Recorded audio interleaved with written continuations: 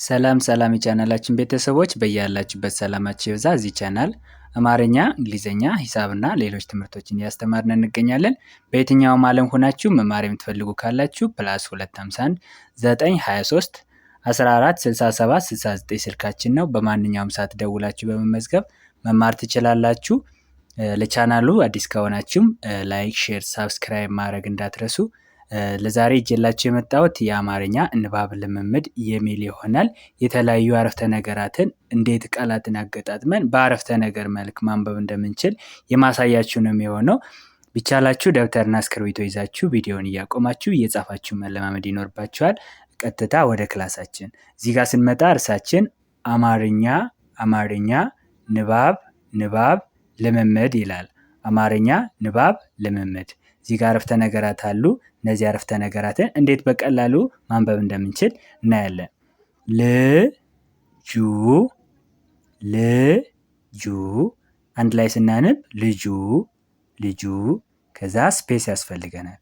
ቦታ ይችን ያክል የምታክል ቦታ አማርኛ ቃላትን በምንጽፍበት ጊዜ ቃላቱን ከቃላት ለመለየት ስፔስ ወይም ቦታ ይችን ያክል ታስፈልገናለች ማለት ነው።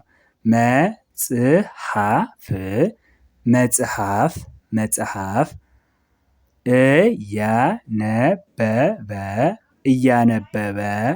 እያነበበ ነው። 4 ነጥብ።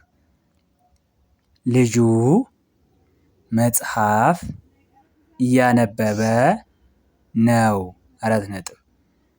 አሁን እዚህ ጋር የተጠቀምናቸው ቃላት ልጁ 1፣ መጽሐፍ 2፣ እያነበበ 3 ነው የሚሉ 4 ቃላትን ተጠቅመናል ማለት ነው። አራቱንም ቃላት ስርዓት ባለው አሰዳደር ከዚህ ወደዚህ ስናነብ ወይም ከግራ ወደ ቀኝ ስናነብ ልጁ መጽሐፍ እያነበበ ነው የሚል አረፍተ ነገር መመስረትና ማንበብ ቻልነ ማለት ነው። ልጁ መጽሐፍ እያነበበ ነው።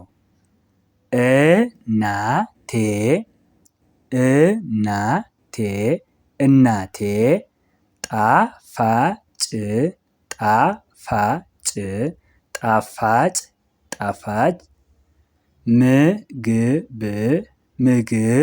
ምግብ ሰራች። 4 ነጥብ።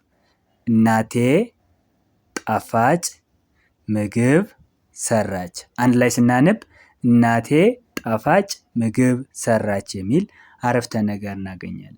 የተጠቀምናቸው ቃላት እናቴ 1፣ ጣፋጭ 2፣ ምግብ 3፣ ሰራች 4። አራቱን ቃላት አንድ ላይ ስናነብ እናቴ ጣፋጭ ምግብ ሰራች የሚል አረፍተ ነገር እናገኛለን ማለት ነው። ዛሬ አየሩ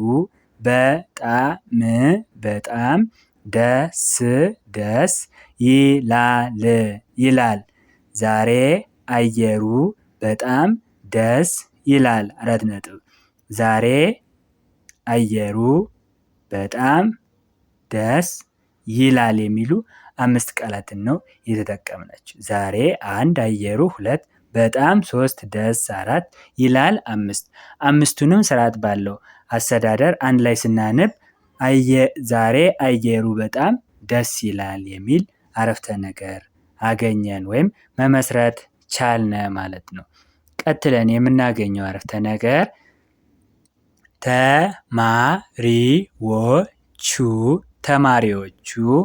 ተማሪዎቹ ወደ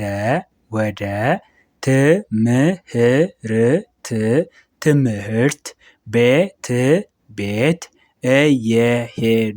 እየሄዱ ነው። 4 ነጥብ። ተማሪዎቹ 1፣ ወደ 2፣ ትምህርት 3፣ ቤት 4፣ እየሄዱ 5፣ ነው 6 ቃላትን የተጠቀምነው። አንድ ላይ ስናነብ ተማሪዎቹ ወደ ትምህርት ቤት እየሄዱ ነው የሚል አረፍተ ነገር እናገኛለን። እዚህ ጋር ወደ የሚለው ቃል ወደ የሚለው ወርድ ዳይሬክሽን ወይም አቅጣጫ ጠቋሚ ቃል ነው እንለዋለን ማለት ነው። ተማሪዎቹ ወደ ትምህርት ቤት እየሄዱ ነው። እሱ ሁልጊዜ ሁልጊዜ ጠዋት ጠዋት ጠዋት እንደገና ጠዋት ስፖርት ይሰራል። እሱ 1 ሁልጊዜ 2 ጠዋት 3 አሁንም ጠዋት 4 ስፖርት 5 ይሰራል 6 ቃላትን ተጠቅመናል። አንድ ላይ ስናነብ እሱ ሁልጊዜ ጠዋት ስፖርት ይሰራል የሚል አረፍተ ነገር መመስረት ቻልነ ማለት ነው። አስተማሪው ክፍሉ ውስጥ ገባ። አስተማሪው 1 ክፍሉ አስተማሪው 1 ክፍሉ 2 ውስጥ 3 ገባ 4 አራቱንም አንድ ላይ ስናነብ አስተማሪው ክፍል ውስጥ ገባ አስተማሪው ክፍሉ ውስጥ ገባ የሚል አረፍተ ነገር እናገኛለን ማለት ነው። በጣም ጥሩ። አሁን ተማሪዋ ደብተሯ ላይ እየጻፈች ነው። ተማሪዋ ደብተሯ ላይ እየጻፈች ነው። እቺ የረ ቤተሰብ 8ኛ ወይም ዲቃላ ምንላት ፊደል ነች። ተማሪዋ ደብተሯ ላይ እየጻፈች ነው የሚል አረፍተ ነገር መመስረት ቻልነ ማለት ነው። እባክህ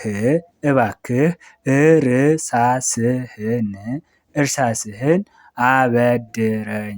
አበድረኝ 4 ነጥብ።